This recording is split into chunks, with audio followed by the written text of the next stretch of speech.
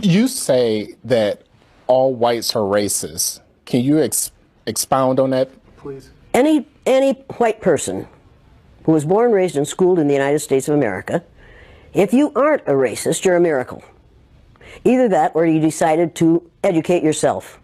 Because education in this country is about white is right, brown's all right, black's got to stand back.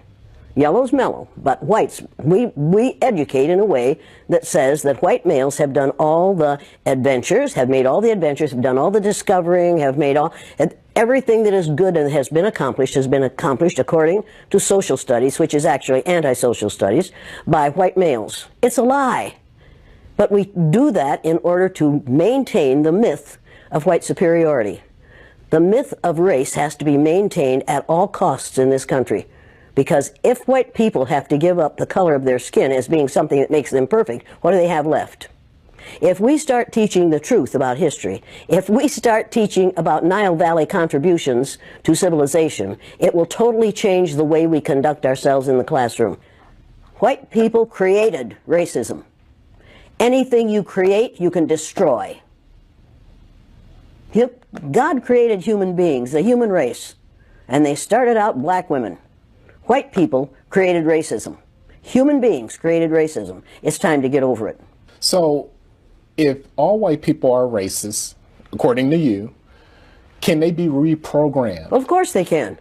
Of course they can. Of course they can be. It's called education. I'm an educator.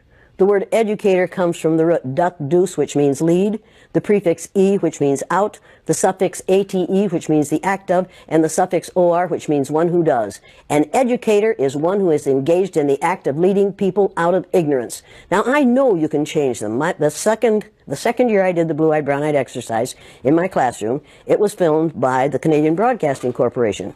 They gave me a copy of that film. I showed it to my father. My father was about 59 years old at the time.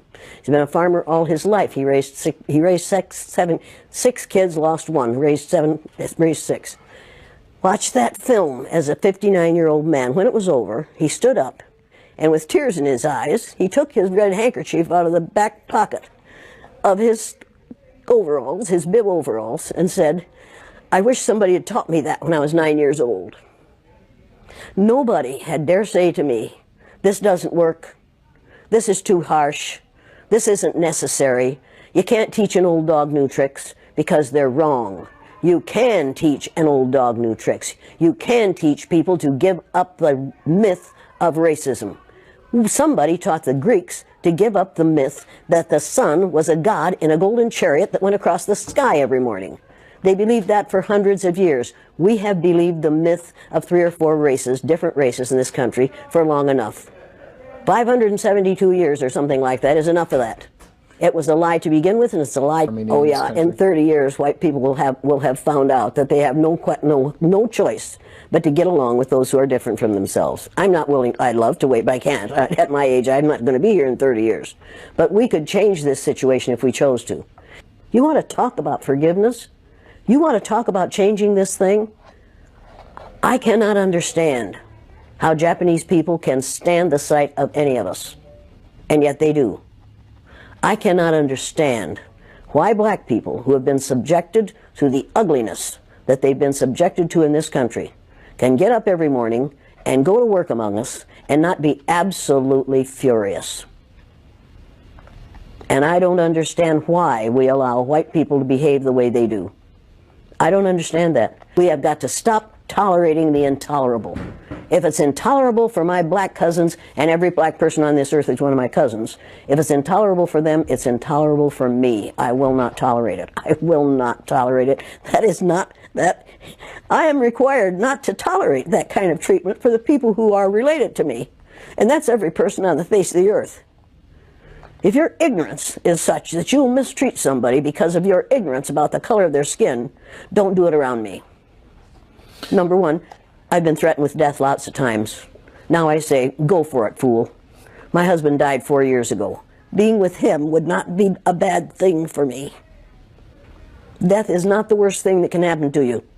Living a worthless, useless life is much worse than dying. Guys, come back to my YouTube channel once more, team. Taste Racism, and I kindly hope we have watched a very powerful message from Jane Elliott. Jane Elliott is the West activist. She has come out and she has exposed Donald Trump towards Africa about racism. We all know that Jane Elliott is anti-racist. So guys, let's watch this video until the end, and then I'll come back with more reaction. About yourself. Well, I'm a third grade teacher in a country school in Riceville, Iowa, and I am here at the NAACP speaking because the day after Martin Luther King Jr. was killed by a society that hated him because he was going to change the economic situation in this country, I did an exercise in discrimination with my third grade classroom to let my little third graders, all white, all Christian children, find out how it feels to be something other than white in the United States of America. I split them according to the color of their eyes and treated those who had their own color eyes for the day the way we have traditionally treated blacks, Native Americans, Asians, all those Jews, all those who are different in appearance or in religion. And we learned more that day than I wanted to know. What did that study show you? Oh, it showed me a lot of things. Number one, it showed me that racism is a learned response. Nobody's born a bigot. You have to teach bigotry, and that's what we do in this country. I found out how it feels to be on the receiving end of racism because I'm blue-eyed, and the brown-eyed children were on the top in that first day. And I found out how it feels to be treated badly by people over whom you have power because of having the wrong color eyes. I found out how it feels to be subjected to unbelievable and unreal discrimination because of a physical characteristic over which I had no control. I thought I knew about racism. I thought I knew about child psychology. I knew nothing. All I knew was what I had learned in school. And what I had learned in school was not education. What I got in school wasn't education. It was indoctrination. I was taught how to be a good American citizen. And in this country, we think that the only Americans are the ones who live in the contiguous 48 states of the United States. Americans are everybody from the very north tip of Canada to the very southern tip of South America. But we, in our arrogance, say that we are the only Americans. If you're really going to keep this America to Americans, we don't dare build a wall on the southern border of the United States, because those people, those brown-skinned people that are going to come across that border are Americans. Now we'd better choose our language or choose our behaviors. Let me tell you something. It wasn't a study and it wasn't an experiment. I don't experiment with children without their knowledge or their permission. It was experiential education. It was giving a child an experience for the purpose of changing their brain. And that's exactly what it does every time I do it. Now, you conducted the same study, not study. Exercise with adults. Oh, yeah. Oh, yeah. And is it any different between the children and the adults? Adults get more violent. I've been hit several times by white males, angry white males. I've had a knife pulled on me. They ran me out of Uniontown, Pennsylvania at midnight one night, 3 carloads of blacks did, to get me out of town because the teachers that I put through the exercise in a very limited way were so angry that they called the superintendent in the afternoon and said, if you don't get that bitch out of town, we're going to kill her. So they got me out of town. First time I've been scared, and the last time I've been scared. Because I found out that day that they could kill me, but they couldn't kill the idea. Victor Hugo said, no force on earth can stop an idea whose time has come. The idea of one race, the human race, is an idea whose time has come. We are not going to be able to stop it no matter what they do. They can elect Trump after Trump after Trump, and that will not stop the idea that there's only one race on the face of the earth. It's the human race, and we are all members of it. You and I are cousins. Now, if you don't like being my cousin, that's too bad for you. But we are all in the same family. We are members of the family of man. You say that all whites are racist. Can you expound on that, please? Any white person who was born, raised, and schooled in the United States of America, if you aren't a racist, you're a miracle. Either that or you decided to educate yourself. Because education in this country is about white is right, brown's all right, black's got to stand back. Yellow's mellow, but whites, we educate in a way that says that white males have done all the adventures, have made all the adventures, have done all the discovering, have made all, everything that is good and has been accomplished according to social studies, which is actually anti-social studies, by white males. It's a lie. But we do that in order to maintain the myth of white superiority. The myth of race has to be maintained at all costs in this country. Because if white people have to give up the color of their skin as being something that makes them perfect, what do they have left? If we start teaching the truth about history, if we start teaching about Nile Valley contributions to civilization, it will totally change the way we conduct ourselves in the classroom. It will have to. Columbus didn't discover America. You can't discover a place where people are already living. But we celebrate that every October. It's a lie. We need to get over, we need to stop telling the myths and start telling the truth. So when you tell people that they're racist, and it must have some kind of effect, because most people will say, I'm not racist. I'm not a racist. Why, some of my best friends are black. Right. Yeah, and then you say, name one. Or this one, I don't see color. And when some woman says to me, I don't see color, I say, I knew that. If you saw color, you wouldn't dye your hair that way. Or I say, if you saw color, you wouldn't wear that shirt with those pants. I believe that you don't see color. It's an attempt to deny skin color. And it's an attempt to deny what's wrong with seeing the color of my skin. Is it all right for you to see me kind of pink? That's okay for me. I don't mind. And I suspect that you don't mind being seen the color you are. You have a right to be what you are. And until people in this country and people in this world get it into their heads that the first modern human beings that evolved on this earth were black women. They evolved in sub-Saharan Africa about 280,000 years ago, and every human being on the face of the earth today has the memory of those black women's genetic structure in their genes. Now, we don't want to admit that, but that's the way it is. And as people moved farther and farther from the equator, their bodies produced less and less melanin, so their hair, their skin, and their eyes got lighter. As they moved into the east, they ate a lot of fish and a lot of vegetables, so their skin took on a different tone.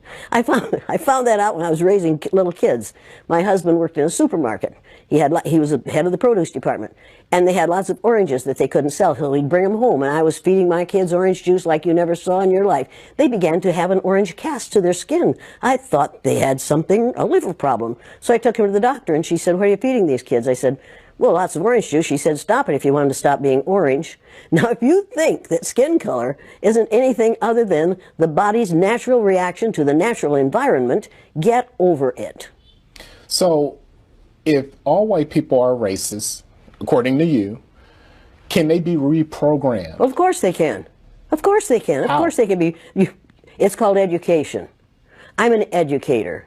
The word educator comes from the root duc dus, which means lead, the prefix e, which means out, the suffix ate, which means the act of, and the suffix or, which means one who does.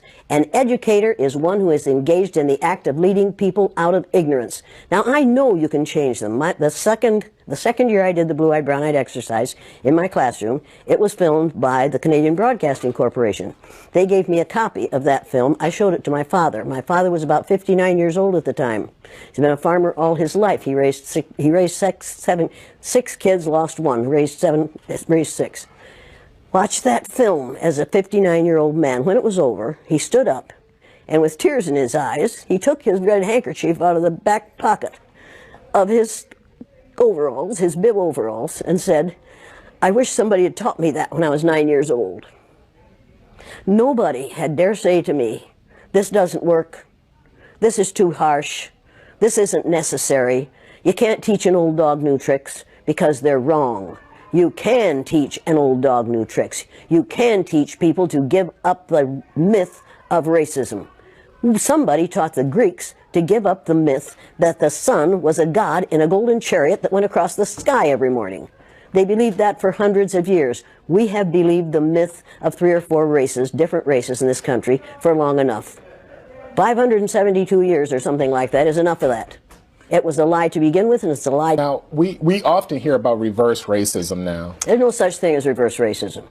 There's no such thing as reverse racism. You can only be a racist if you have the power to institutionalize what you're doing to people who are different from you. What we're calling reverse racism is natural reaction to being treated unfairly on the basis of somebody else's ignorance. Now, don't ever let anybody say to you or about anyone around you that people don't like that person because of the color of their skin. That isn't the reason white people don't like people of color. They don't like people of color because they don't understand about skin color. And they don't understand that we all are descendants of somebody who looked like your mother. That's deep. You don't really want to get me started on this because I do want to get you started. I'm really angry about how we are miseducating the American mind. And what I like the most about what you're doing in your exercises is that you come in with a very direct attitude. You even call yourself the B word. Well, but you see, the B word for me is the one that's most often used to refer to me. It used to bother me a lot. For me, the B word is an acronym for being in total control, honey. So you want to call me that? That'll prove to me that you're out of control. And then I'll whip out my little Lorena Bobbitt fruit knife and take care of it for you. Go on. So is it necessary to strip away all of a white person's power, like in your exercises, in order for them to see the light? Or is there another way It's necessary to do what we do in offices and in the military and in schools and colleges and in hospitals and in community groups all the time. What we do is we become our parent ego. We go into our parent ego state, and that forces all those we're working with into their child ego state. And if you watch our present so-called president, he spends most of his time either in his child or his parent ego state. He never gets into his adult ego state unless he's reading off the teleprompter. And he is such a poor reader that oftentimes he makes mistakes, and then he is instantly in his child ego state right in front of your very eyes. It's absolutely fascinating to watch it happen. Speaking of our president, a lot of people say that racism has risen under him. Anybody who doesn't say that hasn't been paying attention. It absolutely has. I'm getting more hate mail now than I have gotten for years. The kinds of things that are being said in this country today are things that he has said for the last 2 years. He has said them publicly, and he got elected because he said them publicly. We have a group of people in the United States of America who were in response to 8 years of a black man in the White House and the possibility that they might have from 4 to 8 years of a woman in the White House, will elect anything that walks and can chew gum at the same time. This last election, as far as I'm concerned, was a direct response to having a black man in the White House for 8 years. And it's time to change the White House to the President's house. This is ridiculous to call the place where the President of the United States lives the White House. It sends the wrong message. It says, I remember when Richard Nixon said to a group of reporters, "I'm trying to save the White House for you white people." That says it all. And at that moment I thought, well, wait a minute. Now this is something that has to be changed, and it has to be changed. Nothing can stop an idea whose time has come. It's time to change the name of the White House to the President's house or the President's residence, which has a nice ring to it, don't you think?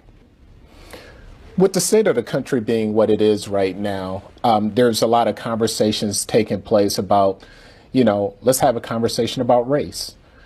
How would a person go about having that conversation? What can they expect to happen in a conversation? Well, the first thing they have to do is not talk about tolerance. I found out the day I was on the bottom in the blue-eyed, brown-eyed exercise with my students. I found out how it feels to be tolerated. I found out that tolerance means put up with, or allow me to be. I don't need your allowance, and I don't need to be tolerated. I want to be valued, recognized, and appreciated. Put your tolerance where the sun doesn't shine. I do not believe in tolerance, because in this country, we tolerate zits when we're little, zits when we're teenagers, hot flashes when we're old, and the flu and bad weather in between. We tolerate ugly things that are going to go away. I don't intend to tolerate anyone. I intend to recognize, appreciate, and value people, not to tolerate them. And I have all kinds of respect for the man who is part of the tolerance group in Atlanta, maybe. I have all kinds of respect for those folks, but we've got to change it from tolerance, because the powerful can tolerate. The powerless have to wait to be tolerated. I have no time for that.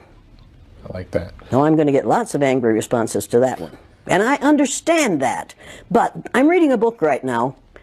Everybody needs to read this book. It's called, everybody has to read this. Everybody that's watching this has to read this book on tyranny. 20 things that we've learned over the last 100 years in this country that have put us in the position we're in now and what we can do about it. Everybody has to read this book. They should read this book first, and then they should read The Myth of Race by Robert Wald Sussman. And once you've read The Myth of Race, you will never, ever again go along with the idea that there are 3 or 4 or 5 different races. It was a lie made up by the people who ran the Spanish Inquisition.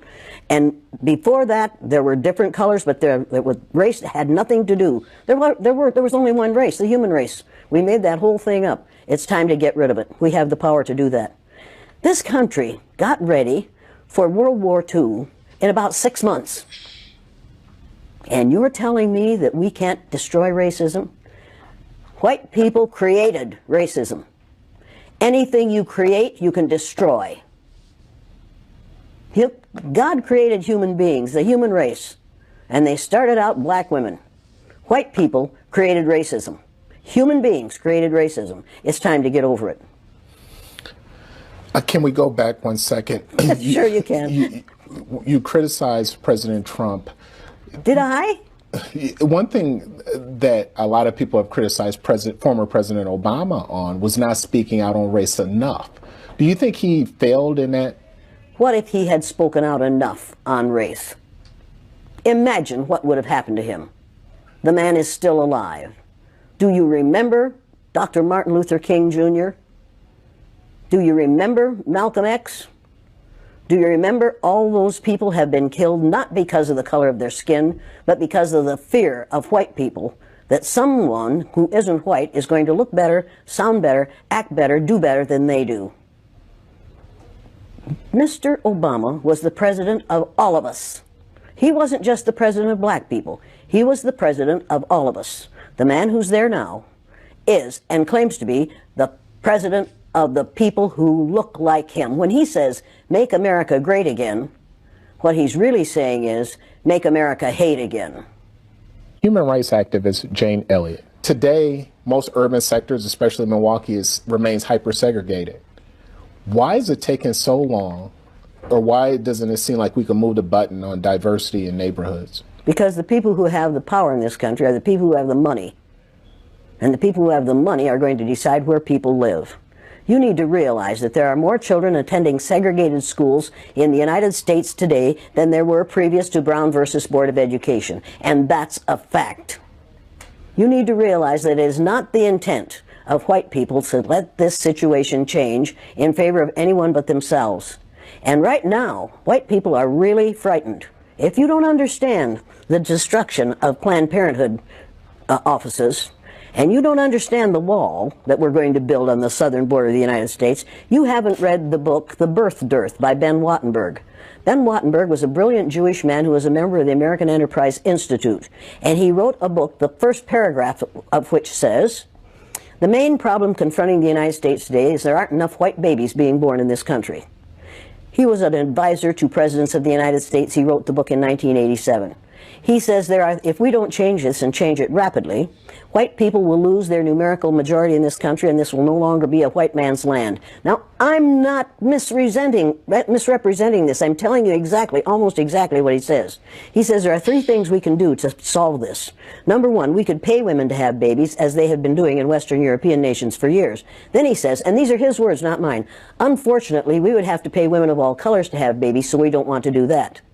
He says the second thing we could do is increase the number of legal immigrants that are allowed into this country every year. Then once again he says, unfortunately, the vast majority of those wanting to come to this country today are people of color, so we don't want to do that. The third thing he says, and women had better pay attention to this, 60% of the fetuses that are aborted every year are white. If we could keep that 60% alive, that would solve our birth dearth. Does that sound like racism to you?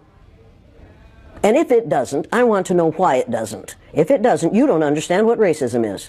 And I think it does. When we close Planned Parenthood clinics, because we think they're there only for abortion. We need to take another look. They are used for many, many, many things, and many women need the things that they can get from Planned Parenthood clinics. But we are willing to do away with all that good to avoid allowing white women to have control of their own bodies.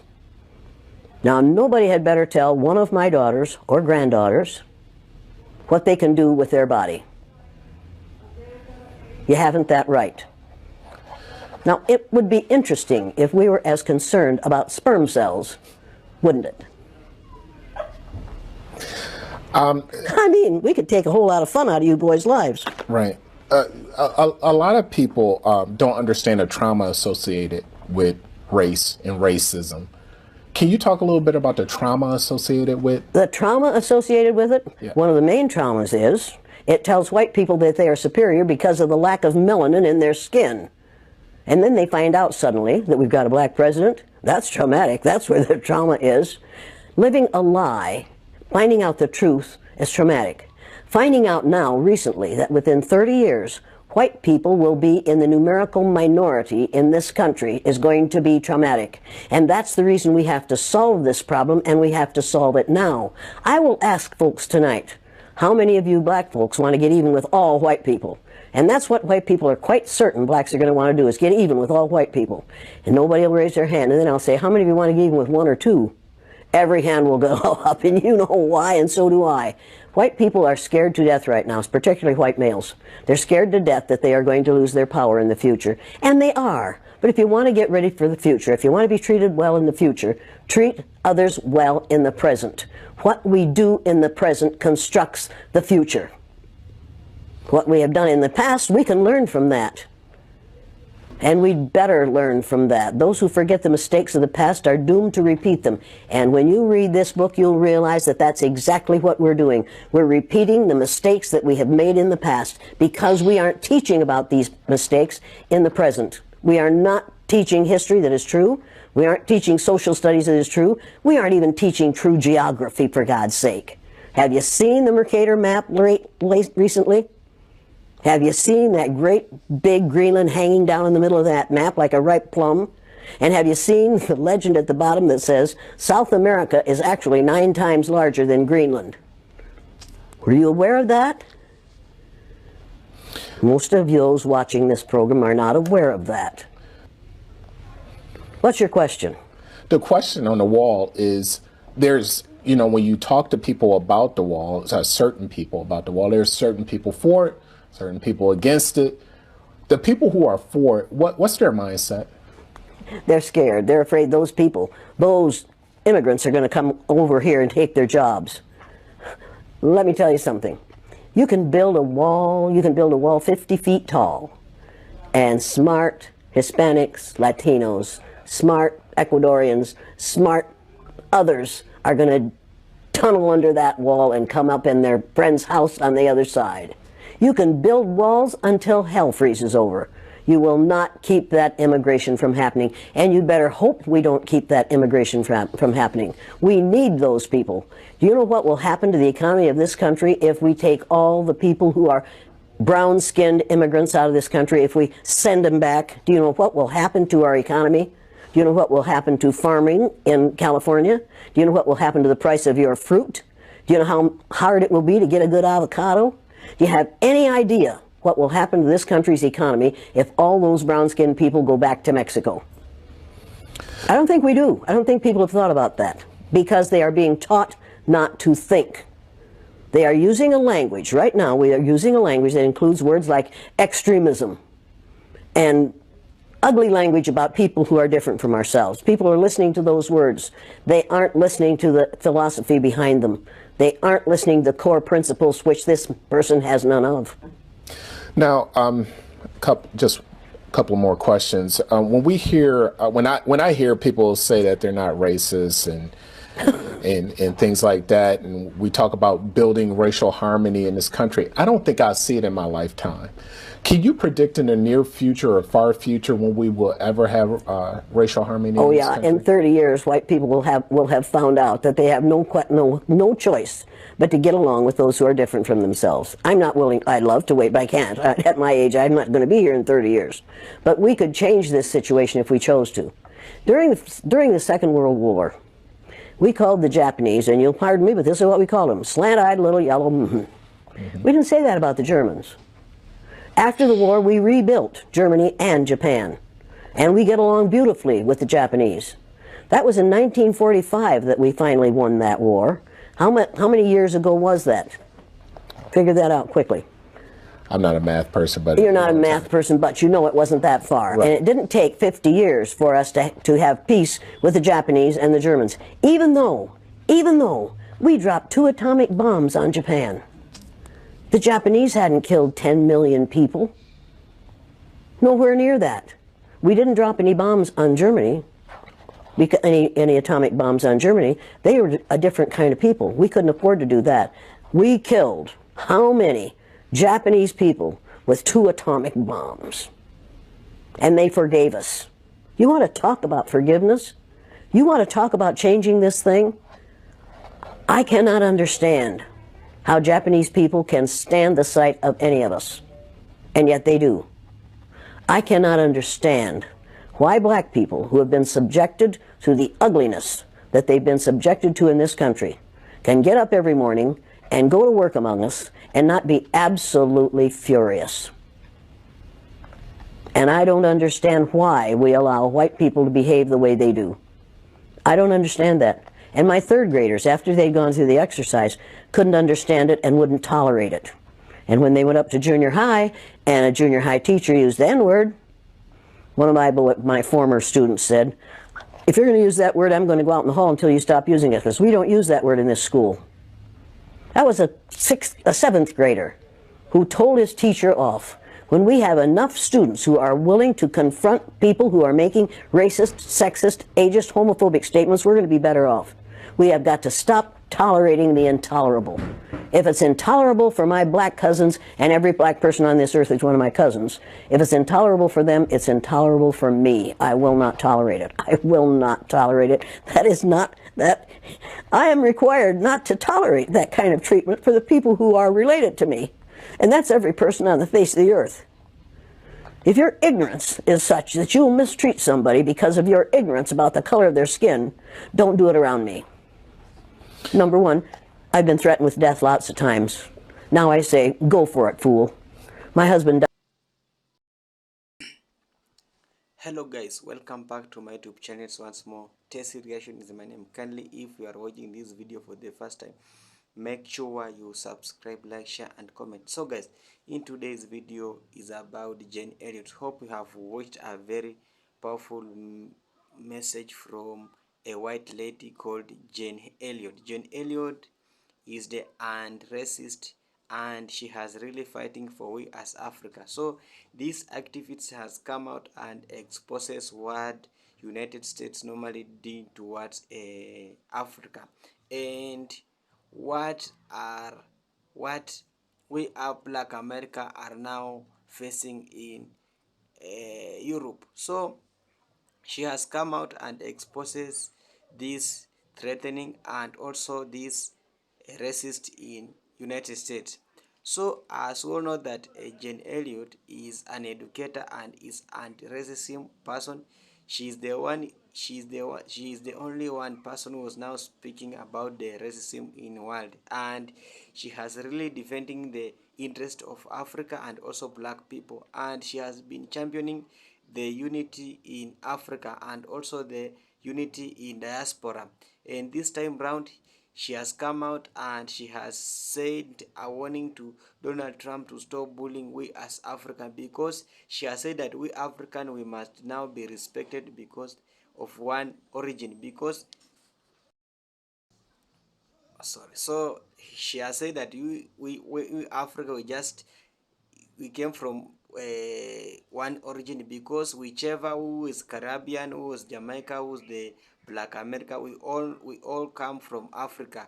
Some of our people went Jamaica for slavery, and others went to United States. We know that United States consists of a lot of black people there, but now they have come out and they are really crying for what the government of Donald Trump is done for them, because our people are suffering out there, and you find that you have less opportunity in United States. So she has come out and exposes what black American are going through in United States. We find that a lot of people, a lot of black American are given less opportunity, and less opportunity is given to we black people because of what that's we call racism. Because you find that a white person is working we in same company, same class with a black people, but you find that uh, our black people are being given a low wages, and this has been so made as fearless activist. This Jane Elliott come out and exposes Donald Trump to stop bullying we as African. And another thing is about cost of living. We all know that United States the cost of living is so high. Why is that? Because a lot of bill is being imposed in United States. We have a lot of bills like electrical bills, road bills, a lot of bills in income. So you find that when somebody is given a less salary or less wages, she or he can't sustain the life in United States. But you find that in Africa, in Africa, a cost of living is cheap. You can find that some of people are eating the organic foods, which is not found in United States. So some organic food has a lot of energy and can sustain us our body for so long time. It comes directly from the farmer. But you find that in United States we don't have any such kind of food. They normally use what we call a natural food. Then another thing is about housing. You can find that in Africa you can only build your own house in your land, but in United States you must pay for mortgage. Instead to live you must pay for mortgage, and this has made life being difficult for our black people. Our black people are crying there and there, and a lot of racism is being happen in United States. A lot of people are being racist when in schools. You find that if a student go to school, a lot of racism is being occurred because of what racism. They discriminate our people, and their persons are given a lot of care, and our people are really suffering. And so this has caused a lot of tension to alarm to most of the country, and they have now come out and they have stopped. Enough is enough. Stop bullying we as African, because we as African we know how we don't we are united, we are silent, and silence is not a medicine. And this has now happened, and we know that a lot of now activists has come out and they are defending really the interest of people of we as Africa, because we have suffered a lot in hands of these people. Those people taken us out because of some of slavery, and we know that now Africa is the poorest country, and we know that Africa is now the richest continent in the world, but it has come to be the poorest continent. This is because of this west country. This western country has dominated a lot of Africa, and has caused a lot of we could be called third world country. This kind of calling us third world country must stop now, because we are the richest. So Elliot has come out, and that's what she was telling Donald Trump during that interview, to stop bullying Africa and respect the African affairs, because those people are the one who build the United States. We know that United States cannot run without Africa. They normally depend from we, because we have our own natural resources. So they must come to Africa because they take our resources so that can build the interest of United States. Kindly guys, if you are watching this video, I beg you to subscribe, and thank you for my returning subscribers who are coming back to watch my video. It's just my pleasure. It's not guaranteed that you come back, but you have made your support by coming back to watch my video. Thank you so much, and may God bless you. Bye for now.